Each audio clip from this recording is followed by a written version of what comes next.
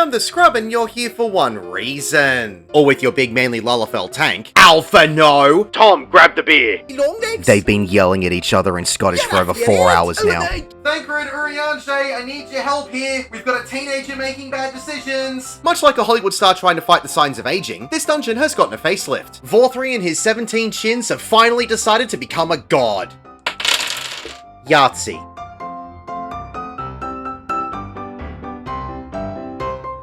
Heyo everyone. First and foremost, a massive thank you to all of you. 5,000 subscribers. Never thought I'd even get close to a 10th of this following, but here I am. I've been looking back on my old videos and realized how much I've grown as much as this channel has. I do pride myself on my old videos, even if I can tell which ones I've recorded after a long day. But I'm still proud of almost all the videos that I've done because they help you. And I'm glad that I'm able to guide you through whatever part of the game that may be. So, thank you. Thank you to everyone who has ever watched, liked, commented, or shared a video of mine. Thank you for watching this video, and thank you to everyone who asked a question for this 5,000 subscriber Q&A. I couldn't have done this journey without any of you. Without further ado, let's get into the Q&A.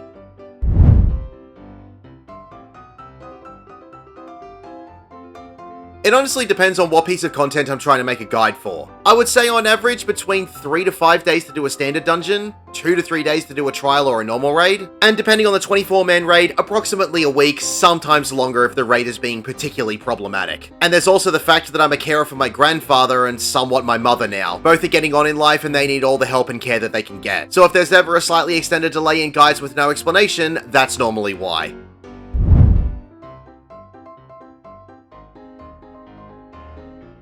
There are definitely a lot of mechanics that I've forgotten about or haven't seen in a while. I mean, I definitely don't know everything about the game, and I'd rather not know something so I can learn it and understand it than pass on that information to everyone so we can all know about it. Everyone always has the ability to learn something new, but I've learned several things from my guides when it comes to certain mechanics being different to what I thought I knew, and I'm glad I was able to learn or relearn those mechanics and not give out any incorrect information in my guides. I've also tried to make sure that I get correct pronunciations in my guides, and learned after several years that it's not pronounced Dunscaith, so there's that learning experience as well.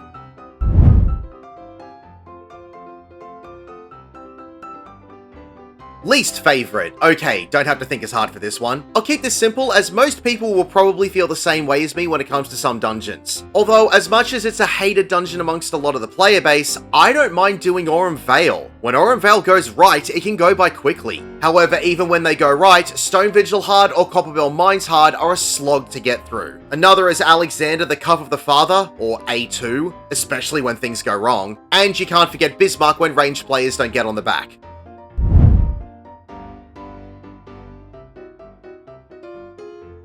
Most of these will be from Savage, so sorry in advance. Best for me is probably Light Rampant from E8S. I spent over 1,000 pulls getting through this Savage fight in Party Finder back when it was on content. Probably my favourite mechanic is if you put a foot wrong, everyone knows about it. It was such a euphoric experience to finally defeat it, and I'll know I'll never experience that feeling again. There's also Death's Toll and Life's Agonies from P3S. As a healer main, I loved the supreme amount of healing that this mechanic requires. Also, Cachexia from P6S. It's mechanically diverse enough that you never knew what you were going to get. The randomness of it was always challenging. And Cycles from E11S. It was incredibly chaotic, but getting through it with everyone alive and getting the clear was very satisfying. Just for normal raids, I'll throw one of my favourites in here, which is Portals from E7. I've always got the spatula ready.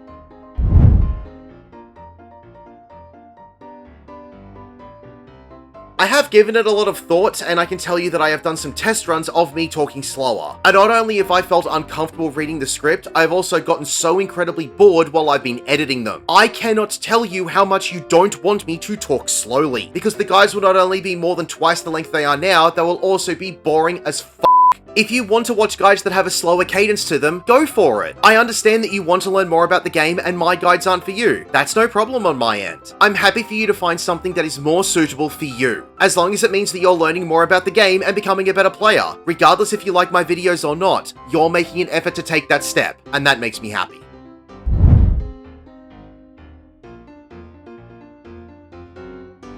Don't get the pitchforks out for this one. housing. Okay, before you decide to set fire to everything, let me explain. I would like it to be similar to Animal Crossing, where you could buy an apartment and then extend that apartment through buying more and more space with increasing amounts of gil. That way you could move to any server and immediately have a penthouse level apartment if you had the gil for it. There is the small matter of a garden, but I'm sure a backyard will be able to be worked into it somehow. And because it's an apartment, it won't be deleted if you decide to take a few months off and let your sub lapse.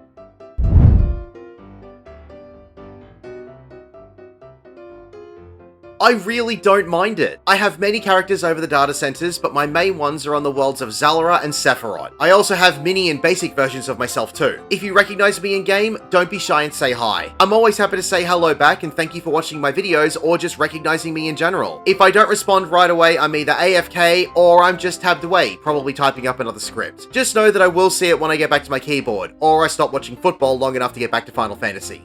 Again, I can't thank everyone enough for 5,000 subscribers. It's taken 3 years to get here, so maybe I'll get to 10k in 2028. Either way, I know it's going to be a long journey to 5 figures, if I ever get there, but I'm hopeful that I can do so with you along for the ride.